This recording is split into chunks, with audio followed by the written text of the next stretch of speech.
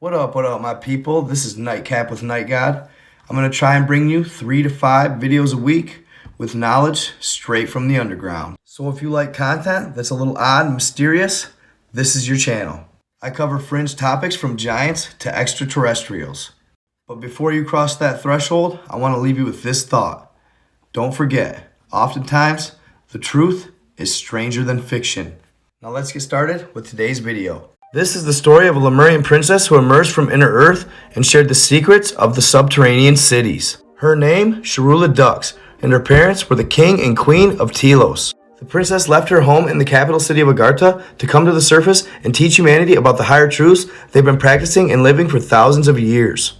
Whether you believe it or not, her story will leave you amazed and inspired. When you hear how a Telosian lives his or her life in inner earth, it'll make you rethink everything you ever learned on the surface. So don't go away. You don't want to miss out on this one.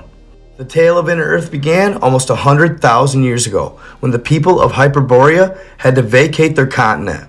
The Hyperboreans had to relocate because Mother Earth started losing her mantle, which opened up the planet to radioactive waves, the likes of which their civilization that had reigned for millions of years had never seen before. So nearing the point of extinction, they were forced to move underground, where they still thrive to this day. Flash forward to almost 65,000 years later. The radioactivity has ceased and the Earth is now inhabited by the Anunnaki, Atlanteans, and Lemurians. How they all came to be on Earth? The Anunnaki, who inhabit planet Nibiru, are also the Draconian race. They are a warring faction, always looking to conquer. Their 3,000-year orbit brought them near our solar system, and also planet Tiamat. An ancient alien race known as the Agigi called this planet home. They were highly technologically advanced and had a thriving civilization. Their technology was thousands and thousands of years ahead of what ours is today. They could do and accomplish things you and I couldn't even fathom using things like sacred geometry.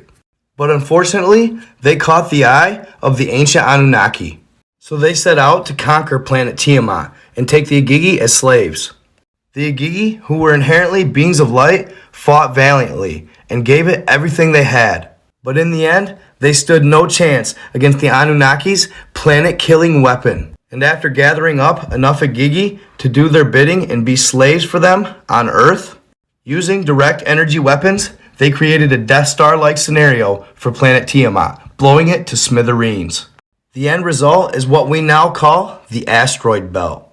Why the Anunnaki wanted to enslave the Agigi is because they had ruined the atmosphere on their own planet, resulting from nuclear war. Though it was still habitable, their planet was suffering, and so was their civilization. So they invented a machine that could break down gold into its monoatomic form. They'd then fire the broken down gold into their atmosphere in hopes that it would regenerate it. This process took tonnage of gold to complete.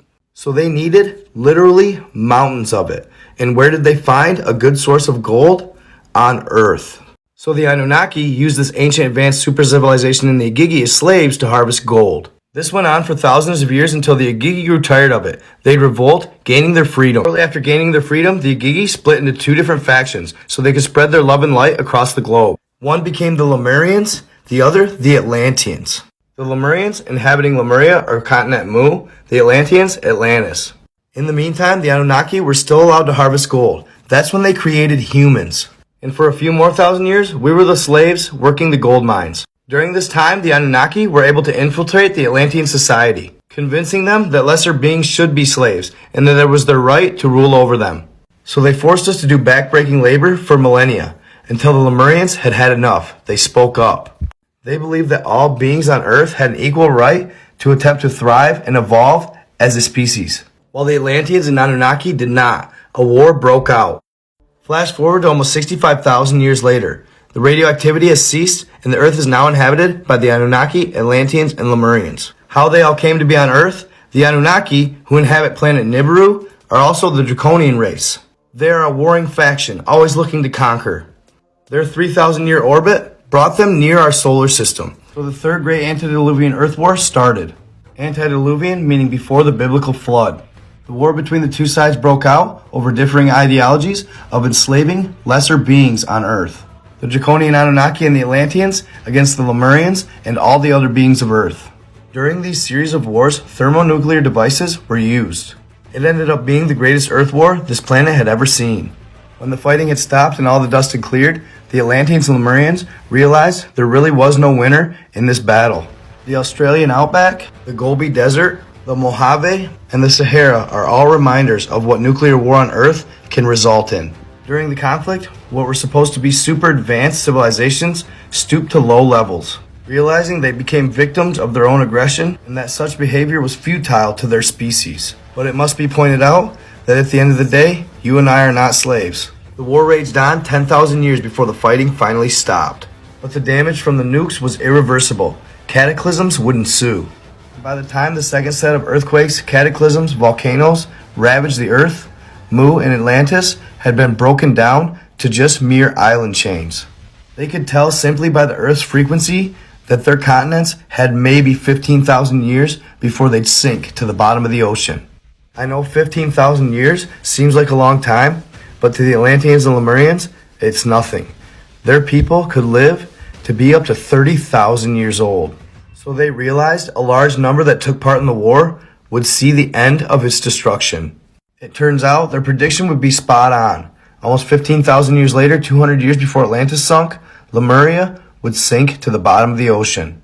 But not before Lemurians and Atlanteans petitioned Shambhala the Lesser. Shambhala the Lesser would allow the Lemurians in, and some Atlanteans who were inherently good were allowed in as well, the ones of love and light. Now, a few of the evil Anunnaki and Atlanteans stayed on Earth, while the majority flew off planet. In the meantime, the good factions would have to find their place in Shambhala the Lesser. So Mount Shasta, California would be where the Lemurians decided to make their homeland. During this time, before Lemuria sank, California was actually a part of its colonies.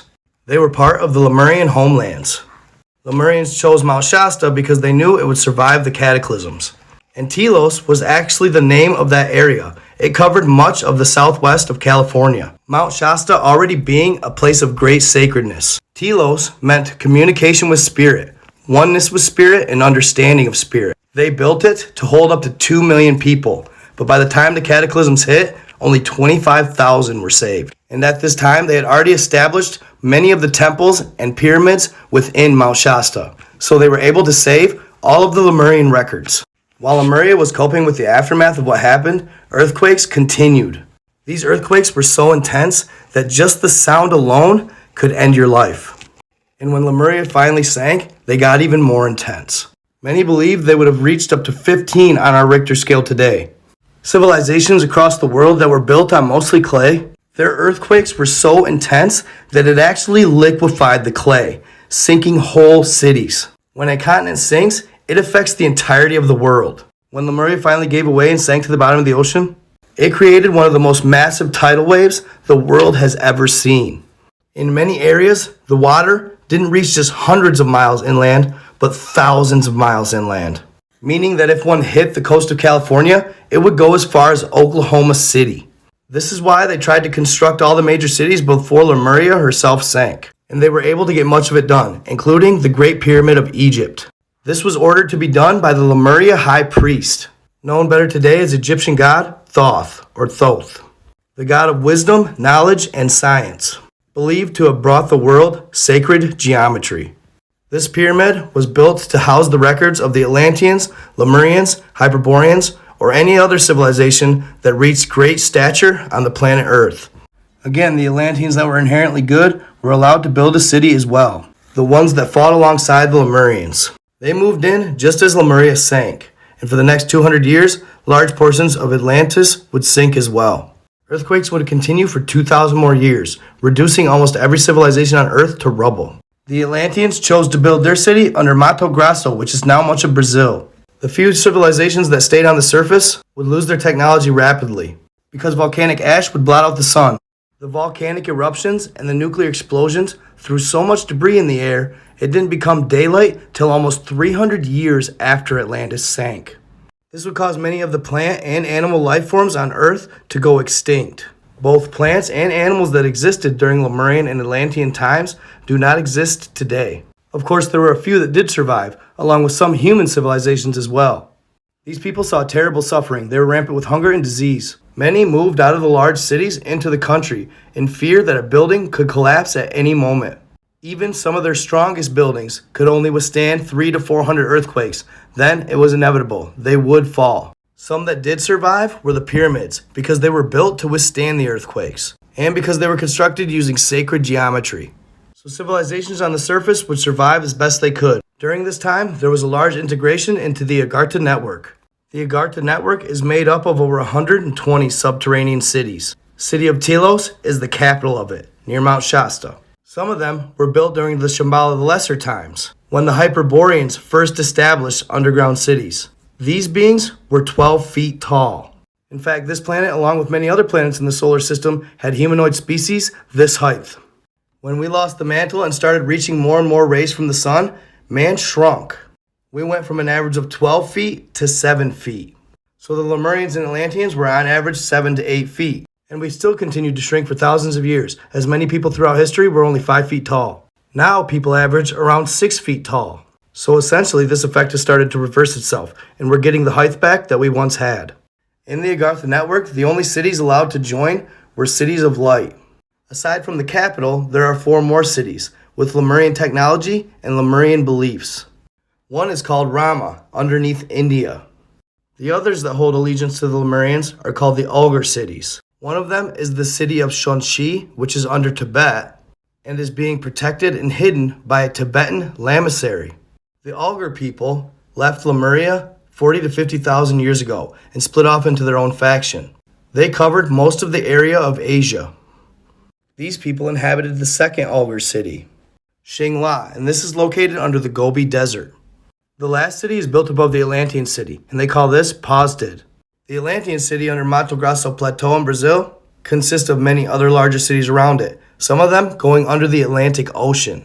And there's many small satellite cities that cover the entirety of the planet. That's basically how all these advanced civilizations ended up underground. This is where the princess starts explaining how they live, from their relationships to their family dynamics, to their diets and their wildlife. Comment below what you think of these stories, and like, subscribe, and follow for more.